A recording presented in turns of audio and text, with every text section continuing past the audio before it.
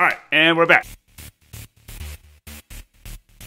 What's going on, everybody, and welcome to another episode of the Nicest Nick, where I'm on a quest to be the nicest Nick there ever was. So what's going on for good deed number 2? Well, this week I was a little inspired, so I just got back from vacation, and I was reading this book on the way there. So, you know, Dopamine Nation, and it's about addiction and kind of like the struggles with dopamine. So it got me thinking, man, it'd be really cool to reach out to folks who are going through or battling some sort of addiction and see what I can do to help out, right? The theme for the week, I thought it was so cool, talking about that inspiration. So I was digging around online, and it turns out it is super hard to find, or at least I couldn't find it. So if there's one out there, let me know, put it in the comments. We'd love to see a place to actually send letters to folks battling addiction. So I went on this huge, laundry list search, right? It's like, who can I write letters to? Like anonymous letters of support, right? And I was striking out, except there was a consistent need for this in the elderly community, right? Turns out there's a whole bunch of old folks out there just chilling out, kind of wanting some folks to chat with. So I was like, oh, what a cool way to kind of jump into good deed number 2 and poke around and find some ways we can help out some older folks, some more, older counterparts out there in the world, and send them some nice notes to brighten their day, right? Easy and, not too crazy to do. So I was poking around and found this really cool nonprofit I'm going to throw up right now. And we'll dive into them because I think this is the group we're going to help today, and it should be really fun. So I'm going to give you a quick kind of about them, right? So it was started by this guy named Jacob, graduated out of Yale University. He founded Love for Our Elders in 2013 because he was actually trying to, write stuff to his grandparents. And he noticed that, when he go visit, and many of these residents that he'd go see when his grandparents were there had no visitors ever, right? He's like, man, this sucks. How do I change this? And this kind of spawned this movement in his head of, hey, I want to do more for our elderly because they can get pretty lonely if they're at homes, or just, as they get older and their friends pass away and they start to lose touch with family. There's just not a lot of other folks they're reaching out to, right? So we started this nonprofit that we're working with today.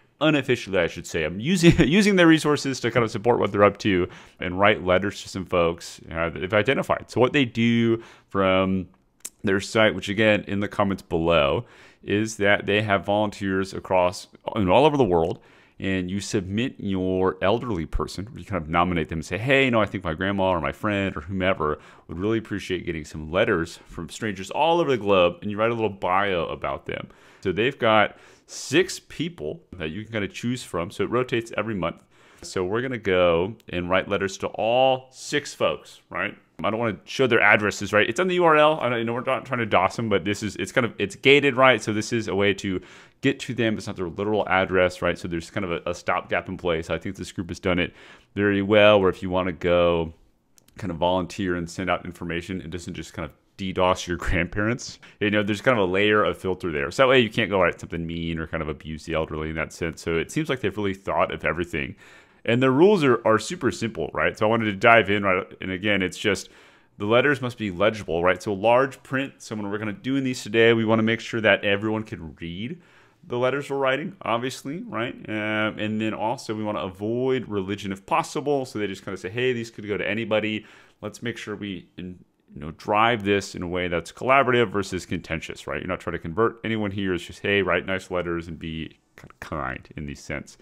And embrace creativity, right? So there's some folks that have drawn pictures or included things or, added puzzles and games, which we might do for some of our letters today, and also just be kind and thoughtful. So 4 simple rules. Really thought this was neat. So I thought, hey, you know what? Why don't we write letters to everybody? Which is what we're going to do today, right? So our 6 folks, really fast, so we're going to be writing to. We've got Daryl, who's a big golfer and fisher guy. Janine, was a yoga instructor for 40 years, traveling the world, which is wild to me. Peggy, who loves her pets, as do I, so really excited about that. We got NP, I'll use his nickname, to not butcher his actual name here, who lost his hearing at 18 and went on to do a ton of crazy stuff to kind of help out the kind of specially abled community. We got Michelle, who loves crafting and quilting and all sorts of stuff. And that's our 6, right? So we're going to take some time through kind of TV magic, take a little break, write a whole bunch of letters to these awesome folks, and come back. And I think as a total aside, and we'll see if we keep this in here, I think it's so cool that some of the folks we're writing to could actually be on the show later at some point, just based off all the cool stuff they've done and kind of travel the world. I doubt they're going to want to be. They're probably, they're like, hey, you know what? I've done my thing, but super excited that we're actually writing to folks who kind of spread kindness in their own way as they were kind of going through life. I love that we're kind of like giving back in a sense to those who kind of added the ripple effect that we're trying to do now in prior years, right? So let's do some TV magic. All right, and we're back. So we've got 1, 2, 3, 4, 5, 6.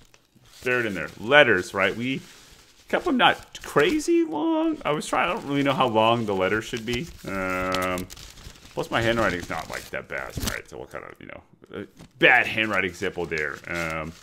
But, wrote our 6 letters. And let's break this down a bit, because I think, in prior videos, we can always have said, our original kind of good deed, right? We're tallying these. First one, we sent money out. Obviously, that's more expensive. Round 2, all I did to get this started, did some Googling online, found this cool nonprofit we're working with. I was actually trying to do something else. So I kind of surprised my way into this other nonprofit that says, hey, look, you can just write letters to people to good deeds. Found some paper that I had laying around the house, the printer paper. I had some envelopes from a work project I had done, and I live right by a post office. So I'm going to go grab some stamps tomorrow. But probably for, I don't know, a couple of dollars, maybe $5 worth of stamps. That's it. We're going to touch 6 people's lives today. I will say 2 of these folks are international. So depending on my stamp cost to Belgium and India, we might go up a little bit. But realistically, it's going to cost a couple of dollars to send all 6 of these out. If they were all in the States, it would be maybe like $2 total, right? I think it's like 30 cents right now to get a stamp. So very achievable. And the coolest part for this one is you can get involved too. So I said I'd put the links in the comments below. They are, and if you go to them, you can actually see the folks we wrote to today. And they're accepting letters until the end of March. And then after that, they're going to do a whole new batch of folks come April, right? So if you're like, oh, this was cool, how do I get involved? It's mega easy. I'm going to tag all their social accounts below. We're actually going to reach out to their founder and see if we can get them on the show to talk about how they got inspired, how they've grown over the years, the book they wrote to kind of highlight this cause. But I think it's such a cool and powerful thing. I actually was doing this a lot with my own grandma, right? She loves getting cards, so I use ink to kind of shoot her stuff in the mail all the time. It's an app that I love. I wish they'd sponsor the show, so shout outs to Inked. If you're watching now, I use you all the time. But honestly, if you're just trying to shoot cool letters off to your grandparents or your folks or anybody, honestly, for just occasions, they make it super easy to do.